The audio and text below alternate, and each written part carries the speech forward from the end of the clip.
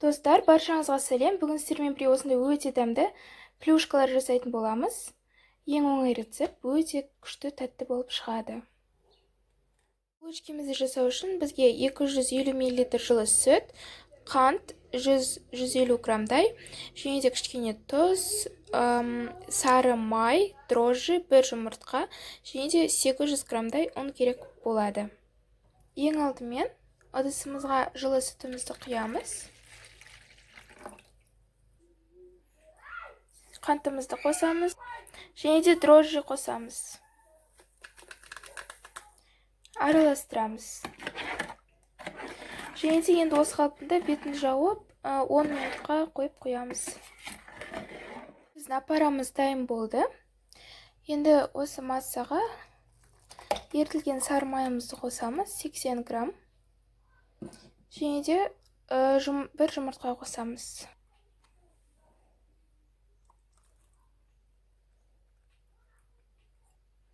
Енді жарты шай қасық тұз қосамыз.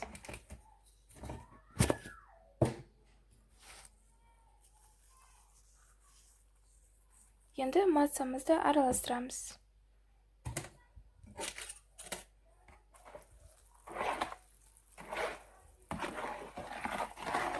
Қанттың мөлшерін көбейтіп немесе азайтсаңыз болады.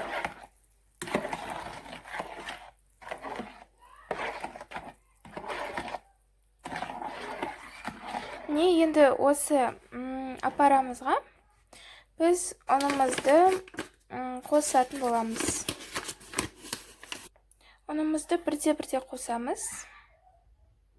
Себебі ұнды көбірек қоссақ, қамырымыз қаттырақ болуы мүмкін.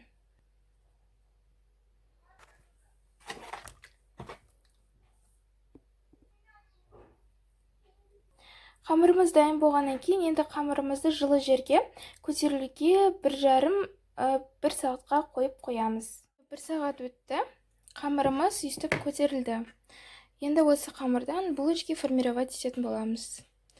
Кез келген формада жай домалақ қылсаңыз болады. Өте жұмсақ, қолға жабыспайтын болып шығады.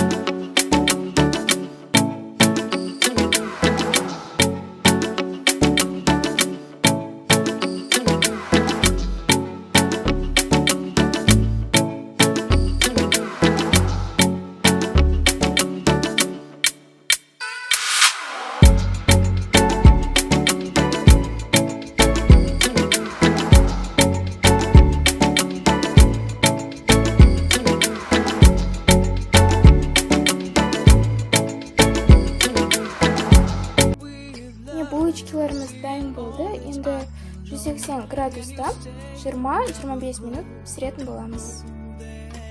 Үстіне жұмыртқамен жағамыз. Сол кезде булочкаларымыз сарғыш түсті болады. Міне біздің булочкаларымыз дайын болды. Өте дәмді, нәзік болып шығады. Міндетті түрде жасап көріңіздер. Үйдегі жақындарыңызды қуантыңыз.